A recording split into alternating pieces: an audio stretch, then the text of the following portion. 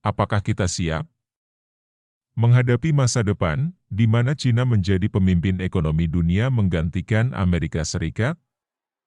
Bagaimana ini bisa terjadi, dan apa dampaknya bagi kita semua?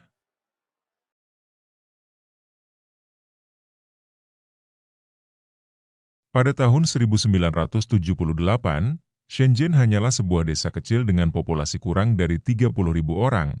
Mayoritas penduduknya adalah nelayan. Tidak ada gedung pencakar langit, tidak ada jalan besar, dan tidak ada industri.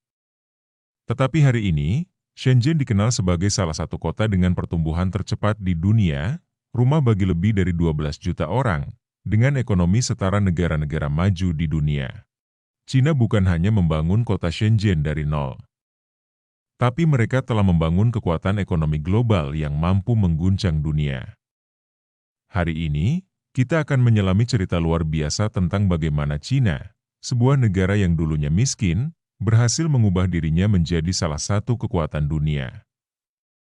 Tahun 1978 adalah tahun yang menentukan. Pada saat itu, Cina dipimpin oleh Deng Xiaoping, seorang pemimpin visioner yang memiliki ide yang berbeda tentang arah masa depan negaranya. Ia melihat bahwa jika Cina tetap tertutup dari dunia luar, mereka tidak akan pernah bangkit dari kemiskinan. Jadi, Deng Xiaoping memutuskan untuk memulai sesuatu yang radikal, yaitu reformasi dan keterbukaan. Bayangkan situasinya pada waktu itu, Cina berada di bawah kendali ekonomi terpusat yang kaku. Deng memperkenalkan sistem yang dikenal sebagai Household Responsibility System, yang memberi kebebasan kepada para petani untuk mengelola tanah mereka sendiri dan menjual hasil panen di pasar. Hasilnya produksi pangan naik pesat, dan dalam beberapa tahun, ratusan juta rakyat Cina terangkat dari kemiskinan. Menariknya, dalam waktu hanya 5 tahun, produktivitas pertanian melonjak 48%, dan pendapatan per kapita petani meningkat hampir 2 kali lipat. Dengan keberhasilan awal ini, kebijakan reformasi pun diperluas ke sektor-sektor lain, termasuk industri dan perdagangan. Deng tidak berhenti di sana. Ia menciptakan zona ekonomi khusus di tempat-tempat strategis seperti Shenzhen. Shenzhen awalnya hanyalah desa kecil, kini dibuka sebagai laboratorium untuk eksperimen kapitalisme. Perusahaan asing diperbolehkan masuk, pajak dipotong, dan infrastruktur dibangun secara besar-besaran. Dari hanya memiliki beberapa jalan tanah, Shenzhen kini memiliki lebih dari 30 distrik bisnis, lebih dari 100 pencakar langit, dan ribuan perusahaan teknologi. Bahkan, saat ini, Shenzhen dikenal sebagai Silicon Valley-nya Cina, tempat di mana perusahaan-perusahaan seperti Huawei dan Tencent bermarkas. Bagaimana Cina bisa berkembang begitu cepat? Jawabannya ada di dua kata, infrastruktur dan investasi. Cina menghabiskan miliaran dolar untuk membangun jalan raya, pelabuhan, dan jaringan kereta cepat.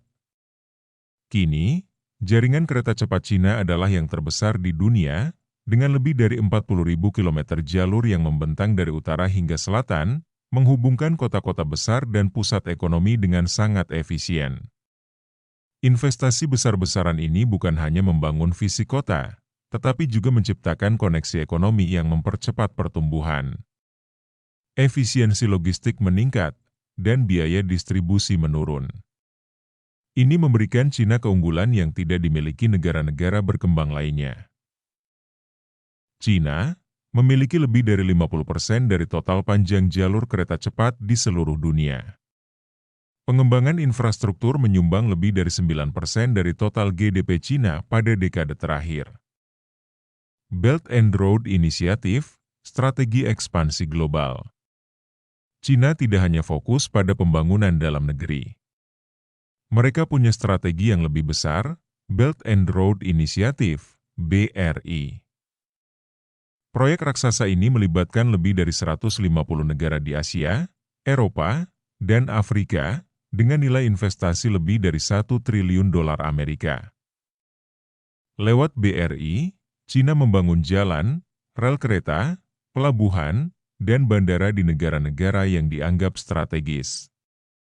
Tujuannya, membangun jalur perdagangan global baru yang terhubung langsung dengan pusat-pusat ekonomi Cina. Ini bukan hanya tentang ekonomi, tetapi juga tentang menciptakan pengaruh politik dan strategis. Faktanya total proyek infrastruktur yang terlibat dalam BRI melibatkan lebih dari 60% populasi dunia. Proyek ini dianggap sebagai upaya Cina untuk menyaingi dominasi ekonomi Amerika Serikat di pasar global. Tantangan dan prospek masa depan. Namun, tidak semua berjalan mulus. Meski ekonomi terus tumbuh, Cina menghadapi beberapa tantangan besar. Ketimpangan pendapatan masih menjadi isu utama, dengan kesenjangan besar antara wilayah pedesaan dan perkotaan. Selain itu, dengan populasi yang mulai menua, Cina akan menghadapi beban sosial yang semakin besar dalam 20 tahun mendatang. Tantangan lain datang dari ketegangan geopolitik dengan Amerika Serikat. Perang dagang yang terjadi dalam beberapa tahun terakhir menunjukkan bahwa pertumbuhan Cina tidak akan selalu mulus. Tetapi jika sejarah mengajarkan kita sesuatu, yaitu kemampuan Cina untuk beradaptasi dan berkembang dalam menghadapi kesulitan. Apakah Cina akan terus berkembang menjadi raksasa dunia yang tak tergoyahkan? Waktu akan menjawabnya. Tapi satu hal yang pasti, transformasi ini bukanlah sebuah kebetulan.